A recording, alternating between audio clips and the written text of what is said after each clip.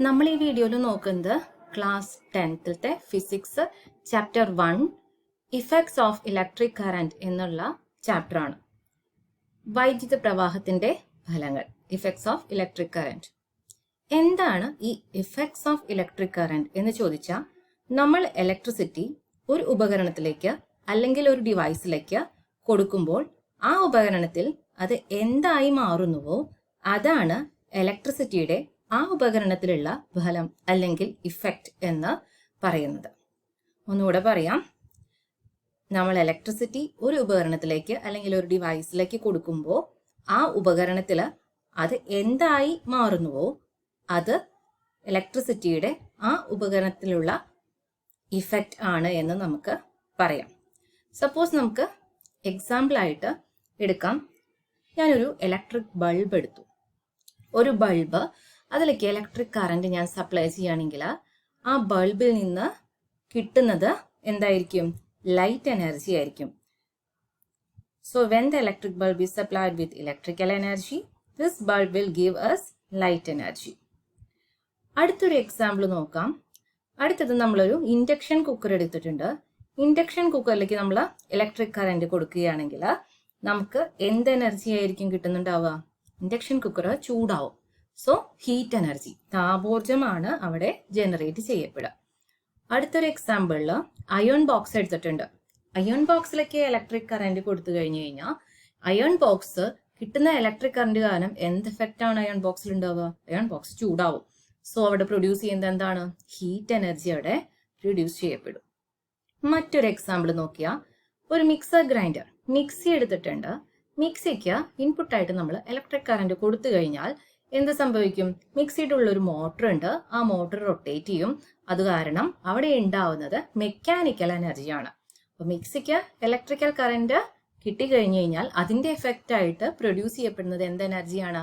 Mechanical എനർജിയാണ് produce ചെയ്യപ്പെടുന്നത്. മറ്റൊരു എക്സാമ്പിൾ, ഒരു ഇലക്ട്രിക് ഫാൻ എടുത്തിട്ടുണ്ട്. അതിന് നമ്മൾ ഇലക്ട്രിക് എനർജി അല്ലെങ്കിൽ ഇലക്ട്രിക് കറന്റ് സപ്ലൈ ചെയ്ത് കഴിഞ്ഞാൽ അതിന് ഔട്ട്പുട്ടായിട്ട് എന്ത് സംഭവിക്കും? ഈ ഒരു ഫാൻ, ഈ കറന്റ് കിട്ടുന്നതിന് ഭാഗമായിട്ട് ഇതിൻ്റെ ഉള്ളിൽ ഒരു മോട്ടർ ഉണ്ടാവും. അത് റൊട്ടേറ്റ് ചെയ്യും. അപ്പൊ അവിടെ എന്ത് എനർജിയാണ് ഉണ്ടാവുന്നത്? മെക്കാനിക്കൽ എനർജിയാണ് ഉണ്ടാവുന്നത്. ഇവിടെ ചെറിയൊരു സംശയം വരാം. ചില കുട്ടികളോട് വിൻഡ് എനർജി എന്നൊക്കെ എഴുതും. വിൻഡ് എനർജി അല്ല, ആദ്യം തന്നെ ഇലക്ട്രിക്കൽ കറന്റ് ഇതിലേക്ക് സപ്ലൈ ചെയ്യുമ്പോൾ അതിന്റെ മോട്ടർ റൊട്ടേറ്റ് ചെയ്യാണ് ചെയ്യുന്നത്. അതിന്റെ ഭാഗമായിട്ടാണ് നമുക്ക് അവിടെ വിൻഡ് കിട്ടുന്നത്. അപ്പൊ ഇത് എന്ത് എനർജി ആയിട്ടാണ് കൺവേർട്ട് ചെയ്യുന്നത്? Electrical energy is converted into mechanical energy in the case of an electrical fan എന്ന് നമുക്ക് പറയാം. അടുത്തത് ഒരു സ്റ്റോറേജ് ബാറ്ററിയാണ്. മൊബൈലിനൊക്കെ സ്റ്റോറേജ് ബാറ്ററി പോലെ.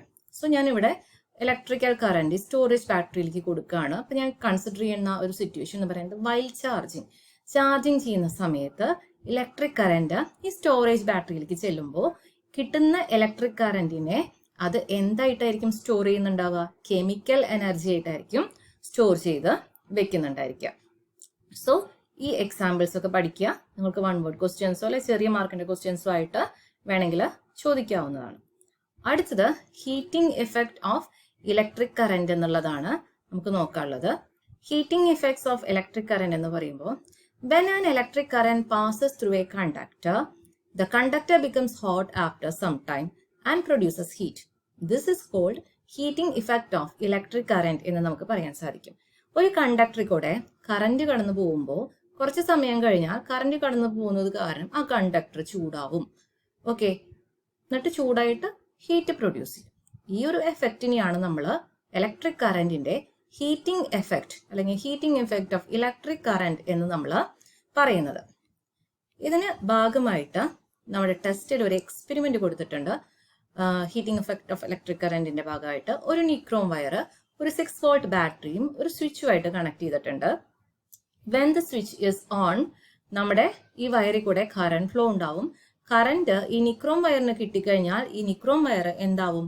ഇത് റെഡ് ഹോട്ട് ആവും, ചൂടാവും. ഇന്ന് ഹീറ്റ് എനർജി പ്രൊഡ്യൂസ് ചെയ്യപ്പെടും. നിക്രോം വയർ എന്ത് സംഭവിക്കും? ഹോട്ട് ആവും, റെഡ് ഹോട്ട് ആവും. അപ്പോൾ അവിടെ nichrome wire is red hot, ചുവന്ന് ചുട്ടുപഴുത്ത് ഇരിക്കുന്നത് കാണാം. അവിടുന്ന് ഹീറ്റ് എനർജി പുറത്തേക്ക് വരുന്നുണ്ടാവും. അതായത് ഇലക്ട്രിക്കൽ എനർജി ഇവിടെ കൊടുത്തപ്പോൾ അല്ലെങ്കിൽ ഇലക്ട്രിക്കൽ കറന്റ് നിക്രോം വയറിന് കിട്ടിയപ്പോൾ ആ ഇലക്ട്രിക്കൽ കറന്റ് നിക്രോം വയർ എന്ത് പ്രൊഡ്യൂസ് ചെയ്തു? അതിൽ നിന്ന് ഹീറ്റ് എനർജി ആയിട്ട് മാറുന്നത് നമുക്കിവിടെ കാണാൻ സാധിക്കും. നമ്മൾ ഇതുവരെ കണ്ടത് ഒരു കണ്ടക്ടറിൽ ഇലക്ട്രിക്കൽ എനർജി അല്ലെങ്കിൽ ഇലക്ട്രിക് കറന്റ് കൊടുത്തു കഴിഞ്ഞാൽ അതിനനുസരിച്ചിട്ട് ഹീറ്റ് എനർജി, താപോർജ്ജം ആക്കി മാറ്റുന്നത് കാണാൻ സാധിച്ചു. അതാണ് നമ്മളിവിടെ നിക്രോമയറിൽ കണ്ടത്. നിക്രോമയറിലേക്ക് കറന്റ് അല്ലെങ്കിൽ ഇലക്ട്രിക്കൽ എനർജി കൊടുത്തു, അതിന് കാരണം കൊണ്ട് നിക്രോമയർ ചൂടായി കാണാൻ പറ്റി. അപ്പൊ ഹീറ്റ് എനർജി പ്രൊഡ്യൂസ് ചെയ്യുന്നത് കാണാൻ പറ്റി. അങ്ങനെയാണെങ്കിൽ ഹീറ്റ് പ്രൊഡ്യൂസ് ചെയ്യുന്നുണ്ട് എന്നറിയാം അല്ലെ. അപ്പോൾ ഹീറ്റിന്റെ അളവ് അല്ലെങ്കിൽ ഹീറ്റിന്റെ എമൗണ്ട്, വാല്യൂ അത് കണ്ടുപിടിക്കാൻ വേണ്ടി നമ്മൾ ഉപയോഗിക്കുന്ന വളരെ ഇമ്പോർട്ടന്റ് ആയിട്ടുള്ള ഒരു ഫോർമുല അല്ലെങ്കിൽ ലോ ആണ് ജൂൾസ് ലോ എന്ന് പറയുന്നത്. വളരെ ഇമ്പോർട്ടന്റ് ആയിട്ട് ഹീറ്റ് കാൽക്കുലേറ്റ് ചെയ്യാൻ വേണ്ടിയിട്ട് നമ്മൾ യൂസ് ചെയ്യുന്ന ഒരു ലോ ആണ് ജൂൾസ് ലോ എന്ന് പറയുന്നത്. ഈ ജൂൾസ് ലോ എന്താ പറയുന്നത്? Joule's law States that the heat generated in a current carrying conductor is directly proportional to the product of square of current in the conductor, resistance of the conductor and time of flow of current. അതായത് heat എത്രമാത്രം heat generate ചെയ്യുന്നുണ്ട് എന്നുള്ളത് directly proportional ആണ് മൂന്നാൾക്കാരുടെ പ്രൊഡക്റ്റിന്. ആരുടെയൊക്കെ product ആണ്? Current, resistance, time. അപ്പൊ നമുക്ക് ഈ ഇതിന്റെ ഇക്വേഷൻ നമുക്ക് എങ്ങനെ എഴുതാം? H is equal to I² RT. ഇതിൽ നമുക്ക് പറയാൻ പറ്റും H എന്ന് പറയുന്നത് ഹീറ്റ് ജനറേറ്റഡ് ആണ് എന്ന് വെച്ചാൽ ഈ കണ്ടക്ടറിൽ എത്രമാത്രം ഹീറ്റ് ജനറേറ്റ് ചെയ്യുന്നു എന്നുള്ളതാണ് H. അടുത്തത് I എന്ന് പറയുന്നത് കറന്റ് ഇൻ ദ കണ്ടക്ടർ, അതായത് കണ്ടക്ടറിൽ കൂടെ കടന്നു പോകുന്ന കറന്റിന്റെ അളവിനെ, കണ്ടക്ടറിൽ കൂടെ കടന്നു പോകുന്ന കറന്റിന്റെ അളവിനെ നമ്മൾ current in the conductor I എന്ന് പറയും. R എന്ന് പറയുന്നത് റെസിസ്റ്റൻസ് ഓഫ് ദ കണ്ടക്ടർ ആണ്.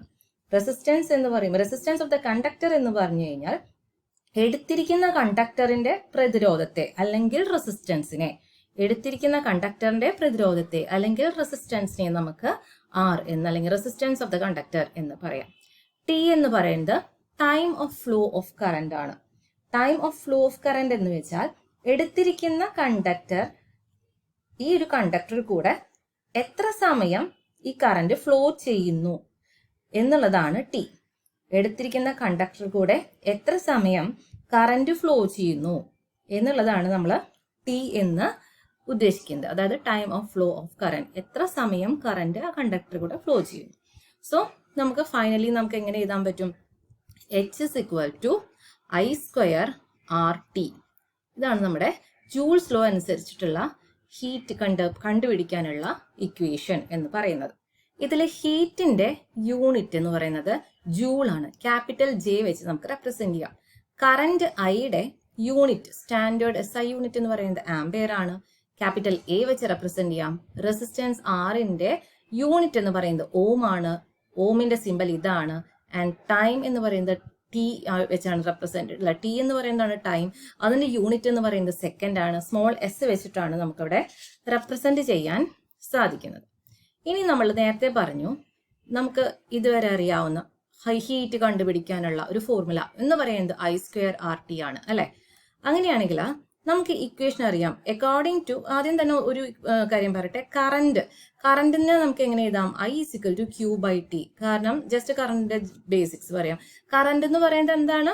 Current is a flow of electrical charge carriers ആണ്. Flow of electrical charge carriers. ഇപ്പൊ ചാർജ് പെർ യൂണിറ്റ് ടൈം എന്നും പറയാം. I വെച്ച് റെപ്രസെന്റ് ചെയ്യും. ആംപെയർ ആണ് അതിന്റെ സ്റ്റാൻഡേർഡ് യൂണിറ്റ് എന്ന് പറയുന്നത്. അപ്പോൾ ചാർജ് പെർ യൂണിറ്റ് ടൈമിനെ നമുക്ക് എന്ത് പറയാം? കറന്റ് എന്ന് പറയാം. ഈ ഒരു ഇക്വേഷൻ നമ്മളവിടെ ഓർത്ത് വെക്കണം. I is equal to Q/T. അതുപോലെ തന്നെ ഓംസ് ലോ നമുക്കറിയാം എന്താണ്? V equal to I into R ആണ്. ഇതിൽ നിന്ന് I equal to എന്താ അറിയാം? V/R എന്നറിയാം. അതുപോലെ R equal to നമുക്ക് എങ്ങനെ എഴുതാം? V/I എന്നും എഴുതാം.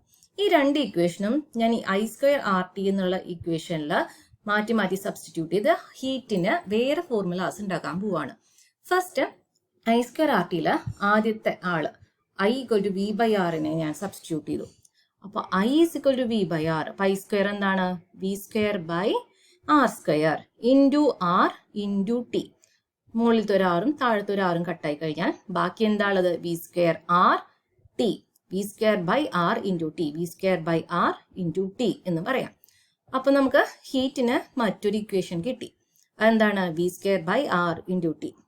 അടുത്തത് പിന്നെയും നമ്മൾ ഹീറ്റിന്റെ ഇക്വേഷൻ എടുത്തു, that is I square R T. അതിൽ ഞാൻ ഇനി R equal to V by I എന്ന് സബ്സ്റ്റിറ്റ്യൂട്ട് ചെയ്യാൻ പോവാണ്. ആറിന്റെ സ്ഥാനത്ത് V by I square into V by I into T.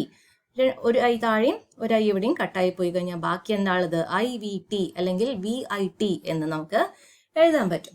ഹീറ്റിന് amount of heat പ്രൊഡ്യൂസിനെ നമുക്ക് മറ്റൊരു ഫോർമുലയിൽ എഴുതാം, that is V into I into T അല്ലേ. അപ്പൊ നമുക്ക് 3 ഫോർമുലാസ് ആണ് ഹീറ്റ് കണ്ടുപിടിക്കാൻ കിട്ടിയത്. അതേതൊക്കെയാണ്? H is equal to I square R T, H is equal to V square by R into T, H is equal to V into I into T എന്ന് പറയുന്നത്. അടുത്തത് ഇതുപോലെ മറ്റൊരു കൺസെപ്റ്റാണ് പവർ. പവർ എന്ന് പറയുന്നത് എന്താണ്? റേറ്റ് ഓഫ് ഡൂയിങ് വർക്ക് ആണ്. എന്നുവെച്ചാൽ W by T അല്ലെ, വർക്ക് പെർ യൂണിറ്റ് ടൈം. ഇനി ഇതിനെ മറ്റൊരു ഡെഫിനിഷൻ കൂടി ഉണ്ട്. It is also defined as the amount of energy transferred or converted per unit time. ഒരു യൂണിറ്റ് ടൈമിൽ എത്ര എമൗണ്ട് ഓഫ് എനർജി ട്രാൻസ്ഫർ ചെയ്തു അല്ലെങ്കിൽ എത്ര എമൗണ്ട് ഓഫ് എനർജീനെ കൺവേർട്ട് ചെയ്യപ്പെട്ടു എന്നുള്ളതും നമുക്ക് പവർ ആയിട്ട് തന്നെ പറയാം. ഫൈനലി പവറിന്റെ ഇക്വേഷൻ എന്ന് പറയുന്നത് work done by time taken ആണ്. That is P is equal to W by T. പവറിന്റെ യൂണിറ്റ് എന്താണ്? SI യൂണിറ്റ് ഈസ് വാട്ട് ആണ്. 1 വാട്ട് എന്ന് പറയുന്നത് 1 ജൂൾ പെർ സെക്കൻഡ് ആണ്. ഓക്കെ, അപ്പൊ നമുക്ക് അറിയാവുന്ന ഒരു ഇക്വേഷൻ എന്താണ്? Power is equal to watt by time, sorry work by time. ഇനി അടുത്തതെന്ന് പറഞ്ഞു കഴിഞ്ഞാൽ നമ്മൾ നേരത്തെ പറഞ്ഞിട്ടുണ്ടായിരുന്നു, ഇവിടെ നമ്മളൊരു കറണ്ട് സപ്ലൈ കണ്ടക്ടറിൽ കൊടുത്തു കഴിഞ്ഞാൽ ഇവിടെ ഹീറ്റ് പ്രൊഡ്യൂസ് ചെയ്യുന്നുണ്ട്. എന്ന് വെച്ചാൽ നമ്മളിവിടെ ചെയ്യുന്ന വർക്ക് എന്ന് പറയുന്നത് എന്ത് തന്നെയാണ്? ഹീറ്റും സെയിം തന്നെയാണ്. അതായത് വർക്കും ഹീറ്റും ഒന്ന് തന്നെയാണ് എന്ന് പറയാം. ഞാൻ ചെയ്യുന്ന വർക്ക് മൊത്തം ഇവിടെ ഹീറ്റ് ഉണ്ടാക്കാൻ വേണ്ടിയിട്ടാണ് വർക്ക് ചെയ്തിരിക്കുന്നത്. സോ ഇവിടെ നമുക്ക് എന്ത് പറയാം? വർക്കും ഹീറ്റും എന്താണ്? സെയിം ആണ് എന്ന് നമുക്ക് പറയാം. അങ്ങനെയാണെങ്കിൽ നമുക്കിവിടെ അറിയാവുന്ന ഒരു ഇക്വേഷൻ ഉണ്ട്, power is equal to work by time. വർക്കും ഹീറ്റും എന്താണ്? ഈക്വൽ ആണെന്ന് പറഞ്ഞു. അപ്പൊ W വർക്കിന് പകരം heat to H by T എന്ന് ഇട്ടു. H എന്താണെന്ന് അറിയാം? I square R T by T ആണെന്ന് അറിയാം. ടിയും ടിയും ക്യാൻസൽ ആയി കഴിഞ്ഞാൽ ബാക്കി എന്ത് വരും? ഐ സ്ക്വയർ ആർ എന്ന് പറഞ്ഞു വരും. അപ്പൊ നമുക്ക് ഫൈനലി കിട്ടിയത് എന്താണ്? P is equal to I square R എന്ന് കിട്ടി. ഓംസ് ലോ അഗെയിൻ നമ്മൾ അപ്ലൈ ചെയ്യാണ്. ആദ്യം I equal to V by R ഈക്വേഷനിൽ അപ്ലൈ ചെയ്യും. അപ്പൊ ഐ സ്ക്വയറിന്റെ സ്ഥാനത്ത് എന്ത് വരും? V square by R square. V square by R square. I square ആറിൽ ഐ സ്ക്വയറിന്റെ അവിടെ V square by R square apply ചെയ്യുമ്പോൾ ആറും കട്ടായി കഴിഞ്ഞാൽ ബാക്കി വരുന്നത് വി സ്ക്വയർ ബൈ ആർ. അപ്പൊ എന്തായി? P is equal to V square by R. അടുത്തത് ഐ സ്ക്വയർ ആറിൽ R equal to V by I substitute ചെയ്യുക. P is equal to I square ആറിൽ ആറിന്റെ സ്ഥാനത്ത് വി ബൈ ഐ. അപ്പൊ എന്താവും? P ഇസിക്കൽ ടു ഐയും ഐയും കട്ടായി കഴിഞ്ഞാൽ V I. Power P is equal to V into I എന്ന് നമുക്ക് എഴുതാം. നമുക്ക് 3 ഇക്വേഷൻ പവറിന്റെ കിട്ടി. ഏതൊക്കെയാണ്? P is equal to I square R, P is equal to V square by R, P is equal to V into I. അതുപോലെ തന്നെ ഹീറ്റിന് 3 ഇക്വേഷൻ പഠിച്ചിരുന്നു. That is H is equal to I square R T, H is equal to V square by R into T, H is equal to V into I into T. ഒരു trick ഉണ്ട്, ഏതെങ്കിലും ഒന്നിന്റെ equation പഠിച്ചാൽ മതി. ഇപ്പൊ ഹീറ്റിന്റെ ആണ് പഠിക്കുന്നതെങ്കിൽ ഇവിടെ ടി എല്ലാത്തിലും ഉണ്ട്. ഈ ഓരോ ഇക്വേഷനിലും പവറിലേക്ക് വരുമ്പോൾ ടി എലിമിനേറ്റ് ചെയ്യുക. ഹീറ്റിലെ H is equal to I square R into T, ഇവിടെ ആണെങ്കിൽ പവറിലാണെങ്കിൽ ഐ സ്ക്വയർ ആർ ഉള്ളൂ. അടുത്ത ഇക്വേഷൻ നോക്കൂ, V square by R into T, ഇവിടെ വി സ്ക്വയർ ബൈ ആർ ഉള്ളൂ. അടുത്ത H is equal to V into I into T, power ആണെങ്കിൽ V into I ഉള്ളൂ. അപ്പൊ ഏതെങ്കിലും ഒരു സെറ്റ് പഠിച്ചു കഴിഞ്ഞാൽ അടുത്ത സെറ്റ് പഠിക്കാൻ എളുപ്പമായിരിക്കും നമുക്ക്.